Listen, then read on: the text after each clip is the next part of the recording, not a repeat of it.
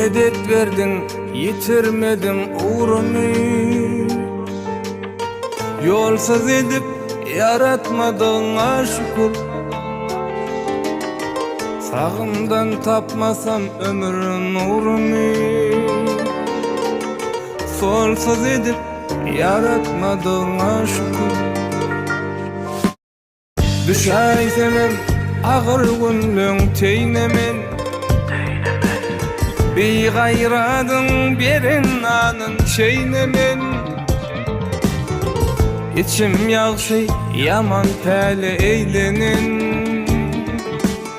Telsiz edip yaratmadığına şükür.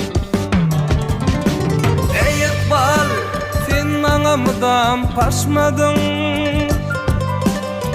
Üstünlüğü ılgap halis kaşladın. Öňe etlemeğin olan başladın.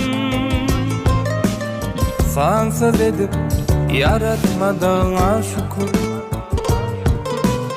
Öňe etlemeğin olan başladın. Sansız edip yaratmadığına şükür.